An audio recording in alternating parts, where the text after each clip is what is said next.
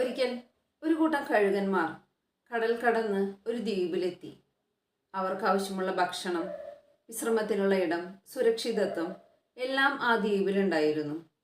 കഴുകന്മാരുടെ തലവൻ കഴുകൻകൂട്ടത്തോട് പറഞ്ഞു, നമുക്ക് ആവശ്യമായിട്ടുള്ളതെല്ലാം ഇവിടെ തന്നെ ഉണ്ട്.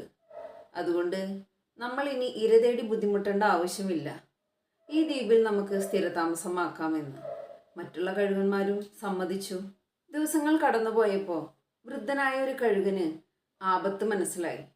ആ കഴുകൻ മറ്റുള്ള കഴുകന്മാരോട് പറഞ്ഞു, എത്രയും പെട്ടെന്ന് ഈ ദ്വീപ് വിട്ട് നമുക്ക് പുറത്തു പോകണം.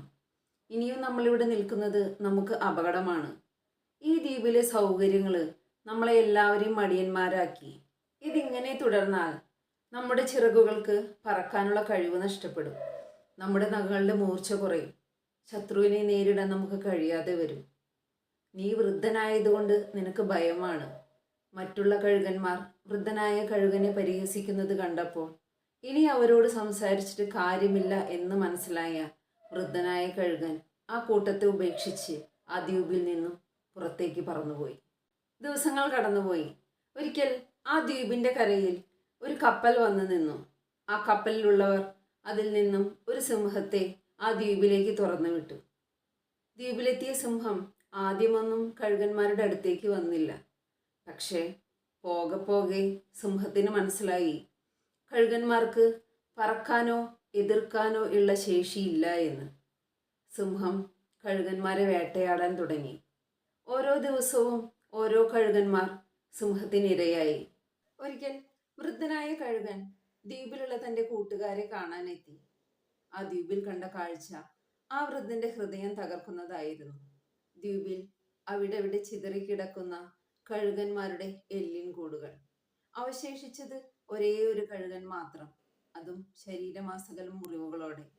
ആ കഴുകൻ വൃദ്ധനായ കഴുകനോട് പറഞ്ഞു, കിട്ടിയ സൗകര്യങ്ങളെ യഥാർത്ഥ രീതിയിൽ ഉപയോഗിക്കാൻ ഞങ്ങൾക്ക് കഴിഞ്ഞില്ല.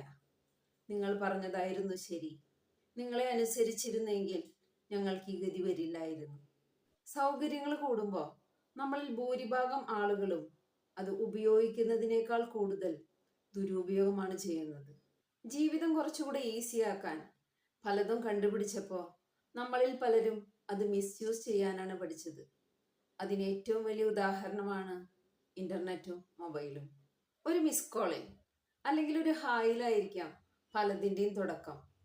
ചാറ്റുകളുടെയും കോളുകളുടെയും സ്വഭാവം മാറുന്നത് ശരവേഗത്തിലായിരിക്കും. അവസാനം ആർക്കോ വേണ്ടി ഒന്നുകിൽ സ്വയം ഇല്ലാതാവും, അല്ലെങ്കിൽ ഇല്ലാതാക്കും. IPC സെക്ഷൻ 498A സ്ത്രീകളുടെ സംരക്ഷണത്തിന് വേണ്ടി 1983 കൊണ്ടുവന്ന ആക്ട്. 2014 ബഹുമാനപ്പെട്ട സുപ്രീം കോടതി തന്നെ പറഞ്ഞിട്ടുണ്ട്, സ്ത്രീകളുടെ സംരക്ഷണത്തിനായി ഒരുക്കിയ ഈ നിയമം അവരുടെ സ്വാർത്ഥതയ്ക്ക് വേണ്ടി അവരൊരായുധമായിട്ടാണ് ഉപയോഗിക്കുന്നത് എന്ന്. പോക്സോ 2012 18 വയസ്സിന് താഴെയുള്ള കുട്ടികളുടെ സംരക്ഷണത്തിനായി കൊണ്ടുവന്ന നിയമം. ബഹുമാനപ്പെട്ട അലഹബാദ് ഹൈക്കോടതി ജസ്റ്റിസ് കൃഷൻ പഹൽ അദ്ദേഹം തന്നെ ഈ ആക്ടിന്റെ ദുരുപയോഗത്തെക്കുറിച്ച് സൂചിപ്പിച്ചിട്ടുണ്ട്. വ്യക്തിവൈരാഗ്യം തീർക്കാൻ കുട്ടികളെ കരുവാക്കി പലരും ഈ ആക്ടിന്ന് ദുരുപയോഗം ചെയ്യുന്നുണ്ട്. ഒരു തെറ്റും ചെയ്യാത്ത എത്രയോ പേരുടെ ജീവിതമാണ് ഇരുമ്പഴിക്കുള്ളിൽ അവസാനിക്കുന്നത്. വിവരാവകാശ നിയമം, ജാതി, dowry harassment, social media, free medical schemes, educational കോട്ട മിസ്യൂസ്, ലിസ്റ്റ് അങ്ങനെ ഒരിക്കലും അവസാനിക്കാതെ നീളുകയാണ് നമ്മൾ ദുരുപയോഗം ചെയ്യുന്നതിൻ്റെ. ആരെയും തിരുത്താനോ നേർവഴിക്ക് കൊണ്ടുവരാനോ എനിക്കോ നിങ്ങൾക്കോ കഴിയില്ല.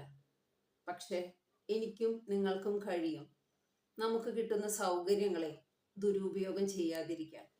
നമുക്ക് പിന്നാലെ വരുന്നവരിൽ ഒരാളെങ്കിലും നമ്മുടെ പാത പിന്തുടരുന്നുണ്ടെങ്കിൽ ഇനി വരുന്നൊരു തലമുറയ്ക്ക് അതാണ് നമ്മൾ ചെയ്യുന്ന പുണ്യം.